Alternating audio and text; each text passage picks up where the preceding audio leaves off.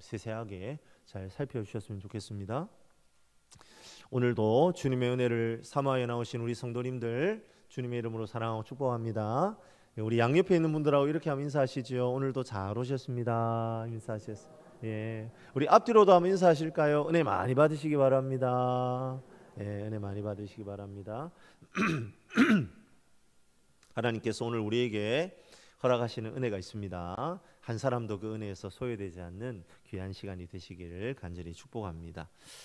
야곱이 147세에 숨을 거두지요. 그래서 요셉은 아버지 야곱을 임종합니다. 애굽 사람들은 총 70일이라는 긴 시간에 걸쳐서 이 이스라엘이라 이름이 바뀐 야곱의 죽음을 애도합니다. 이스라엘 후손들은 야곱을 마므레암 막벨라 굴에 장사를 하고 이제 이집트로 돌아왔죠. 오늘 우리가 읽은 본문은 모든 장례가 이제 마쳐지고 다시 이집트로 돌아온 시점에서부터 시작이 됩니다. 아버지의 장례를 잘 마치고 돌아왔어요. 그런데 요셉의 형들이 염려하기 시작합니다. 요셉이 자신을 애굽에 팔아 넘긴 것에 대해 아버지가 살아계실 동안에는 잘 참았는데 이제 아버지가 돌아가셨으니 자신들에게 보복을 하지 않을까 두려움으로 안절부절 못하고 있죠. 그들이 얼마나 두려움을 느꼈는지 16절을 보면 우리가 간접적으로 알 수가 있습니다. 우리 함께 16절 말씀을 같이 한번 읽어볼까요? 같이 읽습니다. 요셉에게 말을 전하여 이르되 당신의 아버지가 돌아가시기 전에 명령하여 이르시기를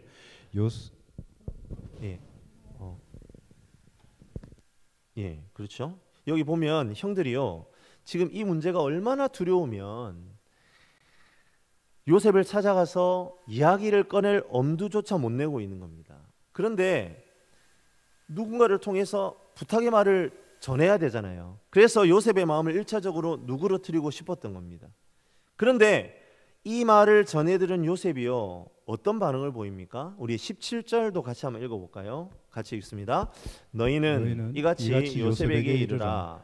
내 형들이 내게 악을 행하였을지라도 이제 바라건대 그들의 허물과 죄를 용서하라 하셨나니 당신 아버지의 하나님의 종들인 우리 죄를 이제 용서하소서 하매 요셉이 그들이 그에게 하는 말을 들을 때에 울었더라. 그러니까 형들이 너무 무서워가지고 요셉한테 나오지도 못하고 제3자한테 요셉 총리님한테 이 얘기를 꼭 좀 전해주세요 하고 이제 전해 들은 거예요, 요셉이. 근데 그 말을 듣자마자 요셉이 어떤 반응을 보였다고요? 그렇습니다. 그 말을 들었을 때에 울었답니다. 이 울음의 의미는 뭘까요? 두 가지 정도로 우리가 생각해 볼 수 있을 것 같아요. 하나는 이런 거겠죠. 다시 한번 형들의 모습에서 그들 자신이 한 일에 대한 진정한 참회가 느껴지니까 울었다. 우리 그렇게 생각해 볼 수 있을 것 같습니다.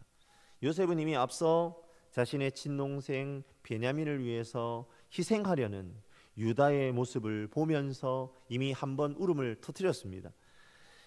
형들이 진정으로 변화된 것 같아서 감격의 울음을 울었다. 우리가 오늘 이 17절의 요셉의 울음을 그렇게 해석할 수 있을 것 같아요. 하지만 다른 한편으로 이렇게 이 울음을 해석해 볼 수도 있어요.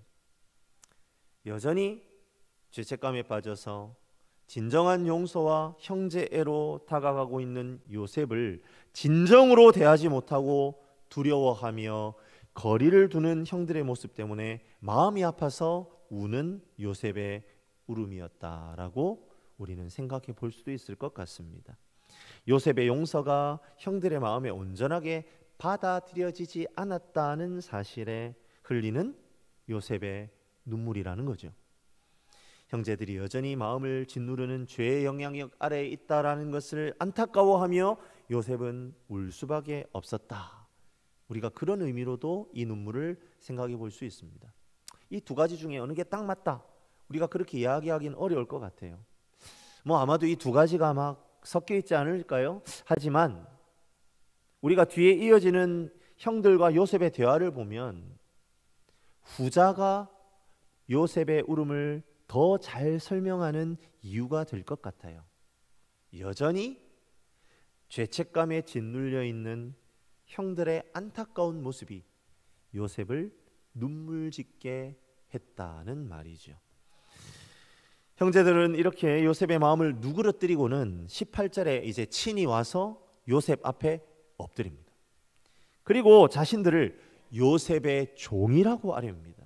지금 이러한 태도는 요셉을 동생으로 여기는 것이 아니라 총리의 위치에 선 고위 관리를 대하는 태도이죠. 요셉은 그러한 18절의 형들의 태도를 보면서 바로 반응을 보입니다. 19절부터 20절 말씀입니다. 우리 같이 한번 읽어볼까요? 같이 읽습니다. 요셉이 그들에게 이르되 두려워하지 마소서, 내가 하나님을 대신하리이까. 당신들은 나를 헤아려 하였으나 하나님은 그것을 선으로 바꾸사 오늘과 같이 많은 백성의 생명을 구원하게 하시려 하셨나니. 요셉의 이런 말, 이런 의미겠죠. 아유, 형님들, 내가 어떻게 하나님을 대신하겠어요? 형님들이 저를 헤아려고 했지만 하나님 그걸 다 손으로 바꾸셨잖아요. 그리고 많은 백성, 우리 가족들, 우리 식솔들의 모든 생명들을 하나님께서 건져내지 않으셨습니까? 두려워하지 마세요. 제가 형님들과 형님들의 자녀들을 다 건사할 겁니다. 내가 하나님을 어떻게 대신하겠습니까? 이렇게 간곡한 말로 오히려 형들을 위로하는 요셉의 모습을 보게 되지요. 사랑하는 성도 여러분, 오늘 말씀 가운데 나타난 이 형제들의 모습을 통해 우리는 무엇을 발견할 수 있습니까? 형들은 요셉과 이미 눈물의 조울을 한 사람들입니다. 그런데 놀라운 것은 이들이 아버지가 돌아가시기까지 요셉에게 제대로 용서를 구한 적이 없다는 거예요. 형들은 요셉의 두 번의 큰 시험을 통해 자신들이 얼마나 큰 죄를 지었고, 그리고 이 죄는 용서받을 만한 것이 아니다라는 것을 깨달았어요. 깨달았음에도 불구하고 형제들은 왜 요셉에게 용서를 구하지 못했을까요? 그 이유는 커다란 죄책감이 그들로 하여금 감히 요셉에게 진정한 용서를 구하지 못하도록 오히려 방해했기 때문입니다. 우리는 오늘 이러한 요셉의 형들의 모습을 통해서 죄의 위력이라는 것은 참으로 강력한 것이구나 라는 것을 깨닫게 되죠. 형제들은 자신들의 죄의 무게가 얼마나 무거운지 알았다는 겁니다. 그런데 그 죄의 무게가 형제들로 하여금 너무 깊은 죄책감에 사로잡히게 만듭니다. 그래서 오히려 요셉에게 용기를 내어서 진정으로 용서를 구하지 못하게 만들었던 겁니다. 더군다나 용서한다는 요셉의 말조차도 믿지 못하게 만들어버렸다라는 거죠. 사랑하는 성도 여러분, 죄책감에 사로잡히게 되면요, 용서의 은혜를 수용할 수 없게 됩니다. 이것이 죄의 위력이에요. 그러하기에 이 세상의 어떤 존재도 결코 자기 스스로의 힘으로 죄의 문제를 해결할 수 없고 참된 용서를 구할 수도 없습니다. 용서를 구한다는 것은 용서의 은혜를 수용하는 것입니다. 그런데 이 은혜를 수용한다라는 것은 이렇게 바꿀 수도 있어요. 용서의 은혜를 믿는다라는 말로도 바꿀 수 있어요. 그렇습니다. 내가 진정으로 내 안에 있는 죄책감을 덜어내고 내가 실수를 저지른 이에게 용서를 구할 수 있는 용기는 어디로부터 말미암다는 거예요? 용서의 은혜가 있다라는 것을 믿는 것에서 출발한다는 겁니다. 우리가 예수 그리스도를 믿음으로 속량의 은총이 베풀어지는 것, 그게 바로 그러한 원리를 따른 것이에요. 하나님께서 우리를 구원하시기 위해 독생하신 아들 예수 그리스도를 십자가에 달려 죽게 하셨습니다. 그리고 누구든지 예수를 믿으면 구원을 얻어요. 자신이 철저히 죄인이고 그 죄를 스스로 해결할 수 없음을 깨닫고 나의 죄를 위해서도 예수께서 죽어주셨음을 믿고 영접함으로 죄사함을 얻습니다. 그것이 믿는 자에게 베풀어지는 사죄의 은총이에요. 그럼 내가 예수를 믿는다는 것은요, 바꾸어 말하면 이거예요. 예수님을 통해서 나에게 사죄의 은총, 용서의 은혜가 베풀어진다라는 것을 받아들이는 것입니다. 그런데 그 일을 위해서는 뭐가 필요하다고요? 믿음이 필요하다는 겁니다. 그런데 그 믿음이 없으면 어떻게 될까요? 그렇죠. 그 용서의 은혜를 수용할 수 없습니다. 신학적인 용어로 용서의 은총, 사죄의 은총을 수납할 수가 없다는 말입니다. 요셉은 자신의 앞에 엎드려 용서를 구하는 형제들에게 자신의 어떤 사사로운 용서의 감정을 내세워서 지금 용서하고 있는 게 아니에요. 대신에 무엇을 강조합니까? 악을 선으로 바꾸시는 하나님의 역사를 상기합니다. 제가 20절 말씀을 다시 한번 읽어드릴게요. 당신들은 나를 해하려 하였으나 하나님은 그것을 선으로 바꾸사 오늘과 같이 많은 백성의 생명을 구원하게 하시려 하셨나니. 무슨 말입니까? 요셉은 자신이 지금 형제들에게 보이고 있는 용서가 인간 요셉의 아량과 관담에서 출발하는 것이 아니라고 말한단 말입니다. 철저히 요셉 자신이 의지했던 그 하나님의 관대함에 근거한 용서라고 말해요. 개인의 사사로운 감정은요, 쉽게 변하고 변덕스러울 수 있습니다. 하지만 하나님의 섭리와 역사의 바탕을 둔 용서는요, 결코 바뀔 수 없다라는 것을 요셉이 강조하는 거예요. 요셉은 그것을 알았고 형들도 그것을 깨닫기를 원했습니다. 그리고 그 깨달음으로 참된 용서를 누리고 하나님의 용서의 은혜를 믿고 누리기를 원했어요. 그러하기에 우리는 발견합니다. 요셉의 이러한 하나님의 섭리와 역사에 근거한 용서는 그리스도의 십자가 사랑의 모형이라는 사실을 말이죠. 요셉이 악을 선으로 바꾸시는 하나님, 모든 섭리와 역사를 통하여 그것에 근거를 둔 용서만이 의미 있는 용서다라는 것을 깨닫고 형들에게 용서를 베푸는 이 모습은 다름 아닌 예수 그리스도가 십자가에 자신의 몸을 들이시고 죽으시고 부활하심으로 이루신 구원을 우리에게 베푸시는 것과 동일하다. 그것이 바로 요셉이 예수 그리스도의 모습을 모형으로 보여주고 있는 것이다 라는 말입니다. 사랑하는 성도 여러분, 그리스도의 보혈은 허다한 죄를 다 덮습니다. 그 이유는 하나님께서 친히 사람의 모습으로 성육신하심으로 이루신 구원이기 때문입니다. 더 앞서서 하나님께서 창세전부터 계획하신 놀라운 섭리와 역사 가운데에 우리 각 개인의 구원이 놓여 있기 때문에 우리는 그리스도의 보혈이 모든 죄를 덮는다라는 것을 믿고 신뢰할 수 있는 거예요. 우리가 그 놀라운 하나님의 구원의 역사를 믿음으로 고백하며 예수를 내 삶의 주인으로 모셔드릴 때에 그 놀라운 구원의 드라마가 우리의 삶을 통하여 펼쳐지는 겁니다. 그리고 그 구원의 드라마는 절대로 끝나지 않는, 절대로 바뀌지 않는, 변경할 수 없는 하나님의 놀라운 은혜다라는 사실이죠. 요셉은요, 이 하나님의 섭리와 역사를요, 죽는 순간까지 놓치지를 않았어요. 오늘 우리가 읽진 않았지만 창세기 50장 25절 말씀 우리 같이 한번 읽어볼까요? 같이 읽습니다. 요셉이 또 이스라엘 자손에게 맹세하여 이르기를 하나님이 반드시 당신들을 돌보시리니 당신들은 여기서 내 해골을 메고 올라가겠다 하라 하였더라. 25절에 따르면 요셉이요, 먼 훗날에 이스라엘 백성들이 출애굽할 것에 대해서 미리 예견하고 있는 것을 볼 수 있습니다.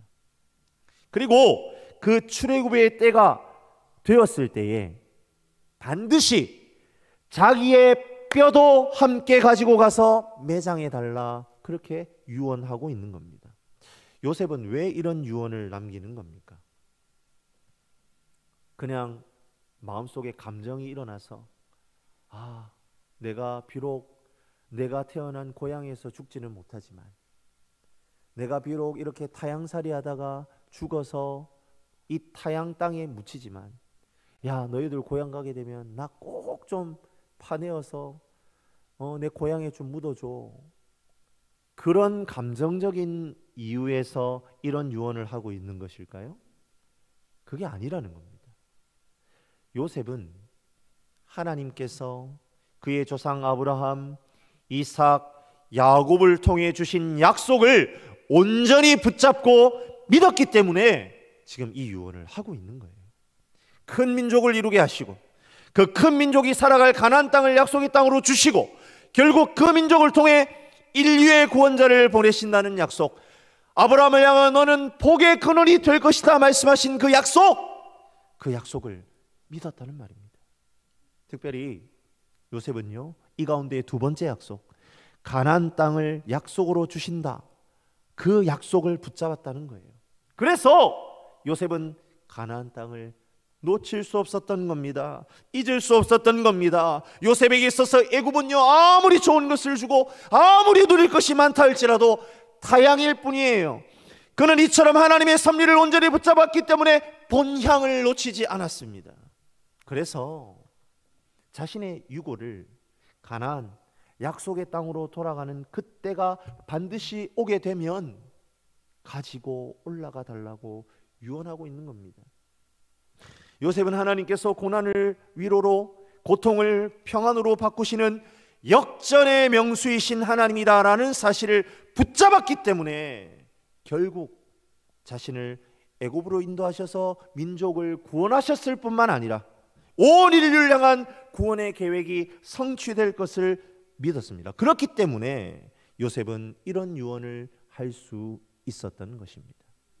말씀을 마무리합니다. 사랑하는 전대중앙교회 성도 여러분, 이 시간 요셉의 모습을 통해 하나님의 섭리와 언약을 붙드는 그 신앙의 자리를 놓치지 않는 저와 여러분들이 되시기를 주님의 이름으로 간절히 축복합니다.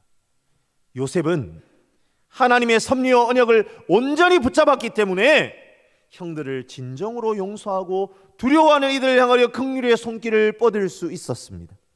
그리고 그 하나님의 언약을 붙잡았기 때문에 이스라엘 민족이 먼 훗날 이 이집트를 탈출하게 되는 그날이 오게 되면 반드시 자신의 뼈를 가나안으로 가져가 달라 유언할 수 있었던 거예요.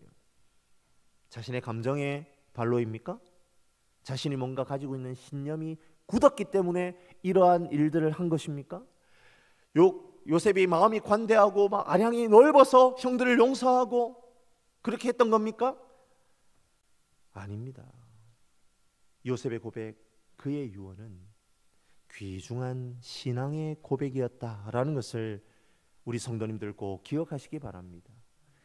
나는 비록 유한하여 뼈로 돌아갈지라도 하나님의 언약은 변함없이 이어질 것에 대한 확고한 믿음이 있었기에 그 약속이 성취되는 자리에 자신의 유골이라도 함께 있기를 원했던 것입니다. 이 시간 우리 각자의 믿음을 확인하는 저와 여러분들이 되시기를 바랍니다. 우리가 고백하는 신앙의 고백대로 우리의 삶을 살아내고 있습니까? 우리는 하나님의 섭리와 언약을 붙드는 삶을 살아가고 있습니까? 우리는 악을 선으로 바꾸시는 역전의 하나님을 붙들고 있느냐는 말입니다. 하나님의 그 언약을 견고히 붙잡을 우리의 믿음, 그 중심에는 누가 있어야 할까요? 바로 예수 그리스도가 있어야 합니다. 그분의 십자가의 희생 가운데에 나를 죄로부터 완전히 건져내어 하나님의 자녀로 완전히 탈바꿈시키는 죄 사함의 신비가 있다. 그것을 믿는 삶, 그 용서의 은혜를 믿는 삶, 믿고 그 용서의 은혜를 마음에 받아들이는 삶이 우리에게 요구됩니다. 그러한 사람은 절대로 자기 마음대로 살 수 없습니다. 그런 사람들은 절대로 그래 이제 내가 구원받았으니 이제 땡이다, 나는 이렇게 살다가 천국만 가면 된다, 그렇게 하면서 자신의 삶을 살아낼 수 없다는 것입니다. 끊임없이 하나님의 언약을 기억하며 그 언약을 이루어드리기 위하여 자신의 삶을 끊임없이 주님께 드리는 헌신하는 삶을 살아낼 수밖에 없다는 것이지요. 예수 그리스도를 믿음으로 붙잡을 때에 부활 신앙을 마음에 품을 수 있습니다.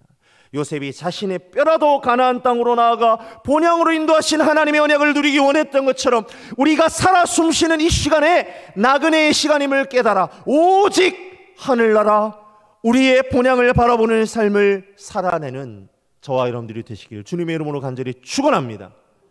매 순간 돌아갈 본향, 하나님 나라를 기대하는 삶을 살아드리는 그 하나님의 섭리와 역사를 붙들고 승리하는 삶을 살아내는 우리 모든 전대중앙교회 성도님들 되시기를 주님의 이름으로 간절히 축원합니다.